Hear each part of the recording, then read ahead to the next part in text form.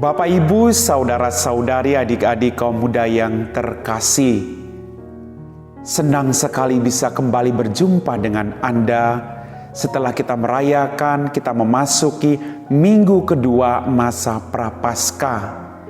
Kita percaya Tuhan selalu menyertai kita semua. Maka kita kembali menimba kekuatan baru untuk melanjutkan masa permenungan kita dalam retret agung ini dengan menyiapkan hati kita mendengarkan dan merenungkan firman Tuhan. Tuhan sertamu dan sertamu juga. Inilah Injil Yesus Kristus menurut Santo Lukas. Dimuliakanlah Tuhan. Yesus berkata kepada murid-muridnya, "Hendaklah kamu murah hati, sebagaimana Bapamu adalah murah hati. Janganlah kamu menghakimi, maka kamu pun tidak akan dihakimi. Dan janganlah kamu menghukum, maka kamu pun tidak akan dihukum. Ampunilah, dan kamu akan diampuni. Berilah, dan kamu akan diberi. Suatu takaran yang baik, yang dipadatkan, yang digoncangkan, dan yang tumpah keluar, akan dicurahkan ke dalam ribaanmu. Sebab ukuran yang kamu pakai untuk mengukur akan diukurkan kepadamu." Demikianlah Injil Tuhan. Bapak, Ibu, saudara-saudari, adik-adik kaum muda yang terkasih, Shalom. Kita telah mendengarkan firman Tuhan yang tentunya sangat membantu kita dalam permenungan kita dalam retret agung yang sedang kita jalani saat ini. Dalam bacaan Injil tadi dikatakan, Yesus berkata kepada muridnya, "Hendaklah kamu murah hati, sebagaimana Bapamu adalah murah hati." Kita diajak untuk mempunyai hati yang berbelas kasih kepada orang lain. Kita harus bermurah hati kepada orang lain, karena kita sendiri mengalami belas kasih dan kemurahan hati dari Bapa kita yang ada di surga. Bapa kita adalah Bapa yang penuh dengan kemurahan hati. Allah yang tidak pernah memperhitungkan kesalahan dan dosa-dosa kita. Itu baiknya Bapa kita yang di surga.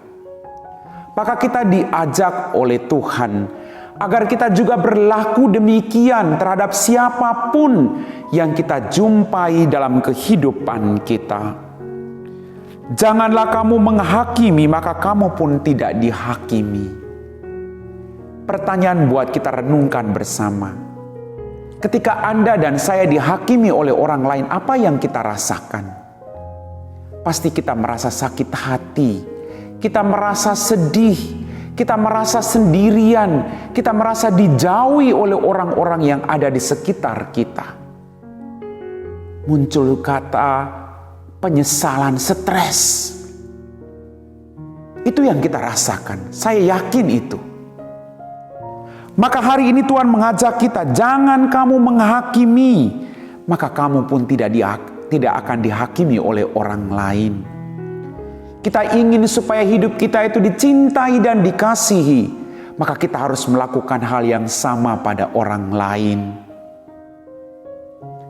Melihat kebaikan orang lain itu kadang sulit, tapi melihat kelemahan orang lain itu mudah. Orang lebih cepat menjudge orang lain daripada memuji kelebihan orang lain dalam kehidupannya. Maka kita dipanggil untuk tidak menghakimi siapapun selain Bapa kita yang di surga. Bapak, Ibu, saudara-saudari, adik-adik kaum muda yang terkasih. Kemudian dikatakan, janganlah kamu menghukum, maka kamu pun tidak akan dihukum. Kadang orang merasa puas ketika dia bisa menghukum orang lain. Tapi hari ini firman Tuhan mengajak kita untuk tidak menghukum orang lain agar kita juga tidak dihukum. Bagaimana dengan kehidupan Anda sebagai suami istri? Apakah Anda bahagia ketika Anda saling menghukum satu sama lain? Atau saya sebagai seorang biarawan, apakah saya juga bahagia ketika saya saling menghukum saudara-saudari saya setarekat atau sekomunitas? Tentu tidak. Maka Tuhan mengajar Anda dan saya hari ini, jangan menghukum, maka kamu pun tidak akan dihukum. Tetapi ampunilah dan kamu akan diampuni. Sungguh luar biasa. Masa pertobatan, kita diajak untuk melakukan kebaikan-kebaikan sampai pada tahap mengampuni. Seperti Bapa kita di surga mengampuni kita. Sekali lagi, apa yang Anda rasakan ketika Anda diampuni oleh orang lain? Kita merasa damai. Kita merasa kita diterima. Kita merasa bahwa kita punya semangat yang baru untuk berjuang menjadi pribadi-pribadi yang jauh lebih baik. Maka kita diajak untuk mengampuni orang. Untuk apa kita mengampuni orang lain? Supaya hidup kita penuh dengan kedamaian. Supaya kita tidak terbebani dengan penderitaan yang tidak penting dalam kehidupan kita.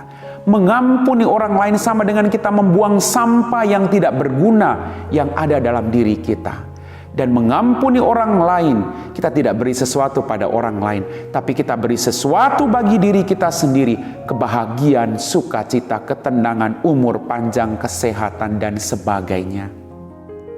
Sungguh luar biasa Tuhan mengingatkan kita untuk tidak mengadili orang lain, untuk juga bermurah hati kepada orang lain, untuk tidak menghukum orang lain, tetapi mengampuni orang lain.